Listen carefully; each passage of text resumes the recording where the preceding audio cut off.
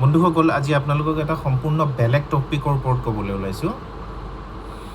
টপিকটো হৈছে সাধাৰণতে কি হয়, আমাৰ মানুহবোৰে কিছু লোকে যেতিয়া লোন ল'বলৈ যায়, তেখেতে খুব ধুনীয়াকৈ নিজৰ লোনবোৰ পে' কৰি আছে, নিজৰ EMIবোৰ খুব ধুনীয়াকৈ গৈ আছে। কোনোবা এটা বেংকত যেতিয়া লোন ল'বলৈ গ'ল, বেংকে ক'লে আপোনাৰ চিভিল বেয়া। সেই মানুহজনে সুধিলে কি কাৰণত বেয়া? মোৰ 3টা লোন আছিলে, 3টা লোনৰ চিভিল মই ধুনীয়াকৈ ৰিপে' কৰি আছোঁ, ৰেগুলাৰ পে'মেণ্ট কৰি আছোঁ, মোৰ চিভিল ভাল হ'ব লাগে। বেংকক ক'লে নহয়, আপোনাৰ 4ৰ্থ লোন এটা আছে। কি লোন? বোলে আপুনি 4 লাখ টকা এটা লৈ থৈছে নহয়। কেতিয়া লৈছোঁ? বোলে এনেকৈ এইটো চনৰ এইটো তাৰিখ। ইফালে যোনজন মানুহে লোন এপ্লাই কৰিছে তেওঁ গমেই নাপায়। এনেকুৱা ধৰণৰ ফ্ৰড মাৰ্কেটত হয়। তাৰ কাৰণে কি কৰিব লাগে? মোৰ ক্ষেত্ৰত এনেকুৱা হৈছিলে, মোৰ এজন ক্লাইণ্ট আছিলে, তেখেতৰ চিভিলত 6,000 টকা এটা, 6,000 টকাৰ কোনোবাই লোন লৈ থৈছিলে। তেখেতৰ চিভিল খুব ভাল, তেখেতে ধুনীয়াকৈ ৰিপে' কৰি থাকে, EMI খুব ৰেগুলাৰলি দিয়ে।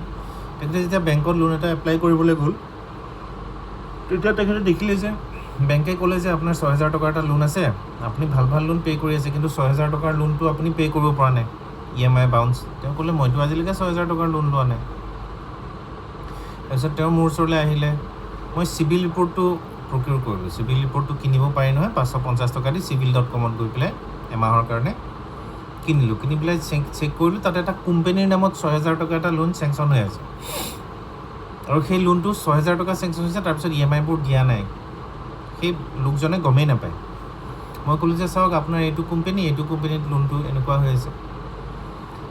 তাৰপিছত মই কি কৰিলোঁ, মই আপোনাক হেল্প কৰিব পাৰিম বাৰু, আপুনি বহকচোন। তাৰপিছত মই সেই যোনটো কোম্পানী আছিলে, কোম্পানীটোৰ ৱেবছাইটত গ'লোঁ। ৱেবছাইটত গৈ পেলাই তেখেতক ইমেইল ID দিলোঁ, ইমেইল IDবোৰ দি দিলোঁ, গ্ৰিভেন্সৰ ইমেইল ID। সেই কোম্পানীটোৰ NBFC এটাৰ পৰা লোন লৈছিলে।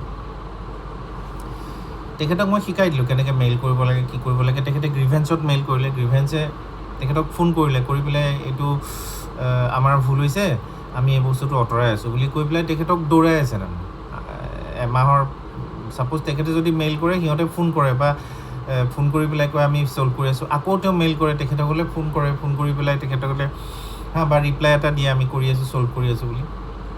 কিন্তু মানে তেওঁলোকে কোনো গুৰুত্ব দিয়া নাই। তাৰপিছত আকৌ তেখেতে মোৰ ওচৰত আহিলে, বোলে আপুনি বাৰু এইখিনি হেল্প কৰিলে, এতিয়া যে একো গুৰুত্ব নিদিয়ে কোম্পানীটোৱে। মই অলপ পঢ়া শুনা কৰিলোঁ, কৰি পেলাই মই বোলো ব'লকচোন, এই কমপ্লেইনটো দিয়া কিমান দিন হ'ল? বোলে প্ৰায় 6 মাহমানেই হ'ল। তাৰপিছত আপুনি কমপ্লেইনটো দিয়া 6 মাহমান হ'ল, ঠিক আছে ব'লক আমি RBIত যাওঁ। মই মানুহজনক RBIলৈ লৈ গ'লোঁ। RBIত লৈ গ'লোঁ, গৈ পেলাই RBIত তাতে কথা পাতিলোঁ। তেওঁলোকে ক'লে আচ্ছা, এইটো 6 মাহ হ'ল, এমাহ মাত্ৰ 30 দিন হোৱাৰ পিছতে আপুনি RBIলৈ আহিব পাৰে, তেওঁলোকে যদি ৰেচপণ্ড নকৰে। আমাক গোটেই ডিটেইলছবোৰ ল'লে, ইমেইল ID, কোম্পানীৰ কি মানে তেওঁলোকে ৰিপ্লাই দিছিলে, কোনবোৰ ফোন নাম্বাৰৰ পৰা তেওঁলোকে ফোন কৰিছিলে, ডিটেইলছ ল'লে RBI। লৈ পেলাই খুব ভাল ব্যৱহাৰ কৰে দেই RBIত গ'লে। তাতে অফিচাৰ থাকে,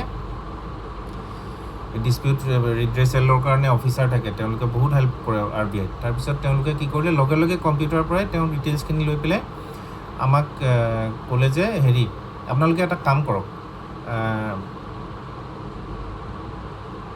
আমাক এটা কমপ্লেইন দিয়ক, কোম্পানীটোৰ মানে কোম্পানীটোৱে এনেকুৱা কৰি আছে। ইমেইল ID দি দিলে, আমি কমপ্লেইন এটা লজ কৰিলোঁ। তেওঁলোকৰ ৱেবছাইট আছে, ৱেবছাইটত আমি কমপ্লেইন এটা লজ কৰিলোঁ। লজ কৰাৰ পিছত তেওঁলোকে কি কৰিলে, মানে এই যোনজন লোকৰ চিভিলটো প্ৰব্লেম আছিলে, তেখেতলৈ মেইল কৰিলে। মেইল কৰি CC তেওঁলোকৰ কাৰ্বন কপি তেওঁলোকলৈ দিলে, সেই কোম্পানীটোলৈ দিলে। বিশ্বাস কৰক, এটা মেইল দিছে মাত্ৰ RBI। এটা মেইলত কোম্পানীটোৱে লগে লগে মানুহজনক ফোন কৰিছে, ফোন কৰি এপ'লজি দিছে। এপ'লজি দি পেলাই কৈছে যে আমি অতি শীঘ্ৰে আপোনাৰ এই যোনটো চিভিলত প্ৰব্লেম হৈ আছিল, আমাৰ কোম্পানীৰ পৰা লোন লোৱা দেখাই আছে, সেই বস্তুটো আমি আঁতৰাই দিম। কোনোবাই ফ্ৰড কৰি পেলাই তেখেতৰ চিভিলত তাৰমানে লোনটো ভৰাই থৈ দিছে, আঁতৰাই দিম। বিশ্বাস কৰক, উইদিন 24 আৱাৰ্ছ তেওঁলোকে গোটেই চিভিলৰ পৰা গোটেই লোন ডিটেইলছটো আঁতৰাই দিলে। আঁতৰাই দিয়াৰ লগে লগে তেখেতৰ চিভিলটো আফ হৈ গ'ল। আফ হোৱাৰ লগে লগে তেওঁ এটা গুড লেণ্ডিং এটা পালে ভাল ফাইনেন্সিয়েল ইনষ্টিটিউশ্যনৰ পৰা।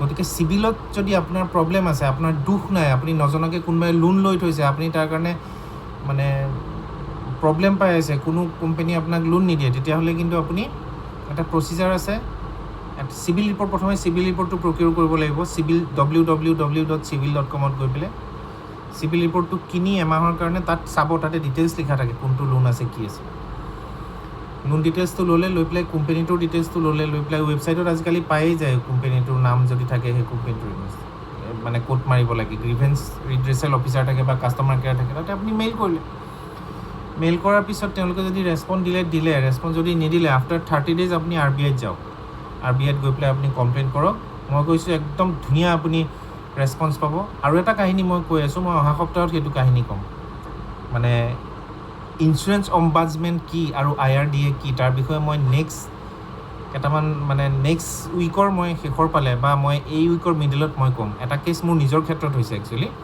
হেল্থ ইঞ্চুৰেঞ্চৰ কেছ এটা গতিকে মই কেছটো ছেটেল হৈছে পজিটিভলি চ' সেইটোৰ বিষয়ে মই গোটেইখিনি আপোনালোকক ক'ম কিন্তু এই যোনটো এতিয়া আপোনালোকে জানি লওক যে যদি আপোনাৰ চিভিলত কিবা প্ৰব্লেম হৈছে আপোনাৰ প্ৰব্লেম যদি হৈছে আপুনি বাউন্স কৰিছে সেইটো আপোনাৰ প্ৰব্লেম কিন্তু বেলেগে যদি ফ্ৰড কৰি আপোনাৰ চিভিলত লোন লৈ থৈছে তেতিয়াহ'লে কিন্তু আপুনি RBIত উইথ প্ৰপাৰ প্ৰচিজাৰ কমপ্লেইন কৰিলে ভাল ৰেছপন্স পায় মই এই মানুহজনৰ ক্ষেত্ৰতে দেখিলোঁ ধন্যবাদ